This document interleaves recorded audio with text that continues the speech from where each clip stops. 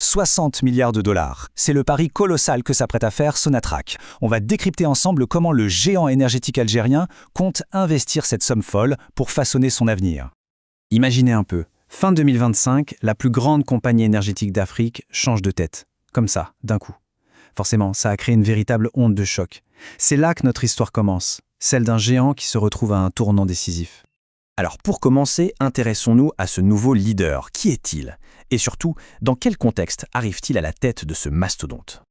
Regardez bien cette chronologie, elle parle d'elle-même.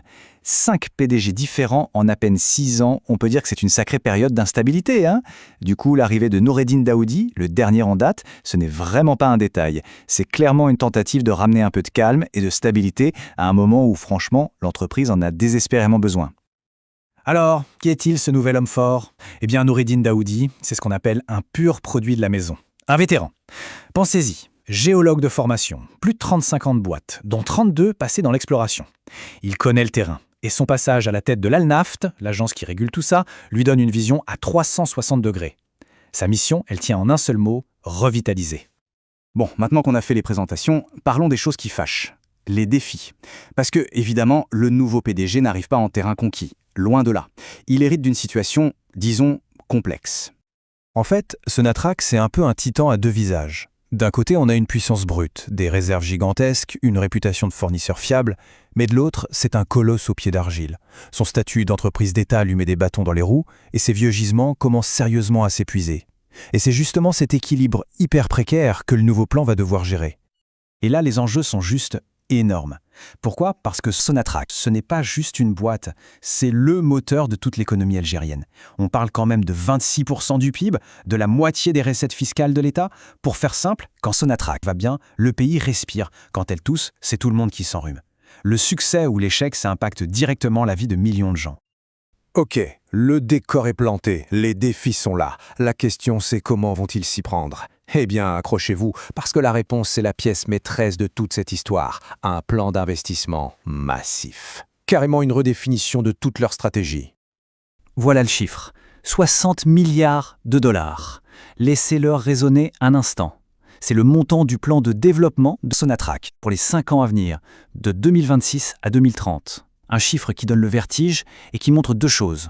L'ambition est démesurée, mais l'urgence l'est tout autant. La grande question, c'est où va partir tout cet argent? La réponse est sans appel. La quasi-totalité, près de 80%, va à ce qu'on appelle l'amont, c'est-à-dire l'exploration et la production. L'objectif est donc limpide, il faut trouver du neuf et extraire plus, pour compenser ce qui se perd dans les vieux puits. Le reste, ça se partage entre le raffinage, la pétrochimie et une petite part pour les énergies du futur. En gros, cette stratégie repose sur 3 grands piliers. Le premier, on vient de le voir, on met le paquet sur l'exploration pour trouver de nouvelles réserves. Le deuxième, c'est l'aval. On investit pour transformer le pétrole et le gaz sur place pour créer des produits qui valent plus cher. Et le troisième pilier, c'est la préparation de l'avenir. On commence à mettre des billes dans les renouvelables, l'hydrogène vert. C'est un plan qui essaie de jouer sur tous les tableaux en même temps. Maintenant, il faut qu'on prenne un peu de hauteur. Parce que cette stratégie, elle n'a pas seulement un impact en Algérie. Les décisions qui sont prises à Alger, eh bien, elles résonnent bien au-delà. Et tout particulièrement en Europe, qui regarde ça de très très près. Et voilà pourquoi. Ce graphique est très clair. L'Algérie, c'est tout simplement le 3e plus gros fournisseur de gaz de l'Europe. Et avec la volonté européenne de moins dépendre du gaz russe, on imagine bien que le rôle de l'Algérie comme partenaire, eh bien, il devient absolument stratégique. Plus que jamais. Ces gazoducs, ce sont les artères vitales qui connectent l'Algérie à l'Europe. On a le Transmed qui file vers l'Italie et le Medgaz vers l'Espagne. Ils tournent quasiment à plein régime. Mais ce tableau montre aussi autre chose, un point de friction énorme. Le gazoduc GME, celui qui passe par le Maroc, il est à l'arrêt complet depuis 2021 à cause des tensions diplomatiques. Résultat, une capacité de transport de gaz gigantesque qui dort, complètement inutilisée. Mais l'avenir, ce n'est peut-être pas que le gaz. Il y a ce projet, le corridor Sud H2. L'idée est assez folle, mais géniale. Utiliser le soleil quasi infini du Sahara pour produire de l'hydrogène vert et ensuite l'envoyer en Europe via un nouveau pipeline. C'est un projet soutenu par l'Union européenne et, s'il voit le jour, ça pourrait complètement changer la donne et faire de l'Algérie un poids lourd de l'énergie propre. On arrive au bout de cette analyse et tout ça nous mène à une sorte de conflit central. Un vrai duel en fait que Sonatrach doit mener avec elle-même, avec son propre destin. Parce que toute cette belle ambition pour l'énergie verte, elle se heurte à une réalité beaucoup plus dure.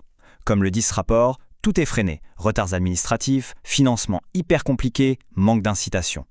En clair, la bonne volonté est là, mais la machine administrative, elle, a du mal à suivre. Et voilà, tout le dilemme est résumé ici en 2 chiffres. D'un côté, l'ambition, atteindre 30% d'énergie renouvelable d'ici 2035. De l'autre, la réalité d'aujourd'hui. On est à moins de 1%. Le fossé entre les deux est juste colossal. C'est ça, toute la tension qui pèse sur la stratégie de Sonatrach. Ce qui nous amène à la question finale. Un géant pétrolier peut-il vraiment, en même temps, alimenter le présent avec les hydrocarbures et construire un avenir vert? Est-ce que Sonatrach peut réussir ce grand écart monumental? C'est tout l'enjeu de ce pari fou à 60 milliards de dollars.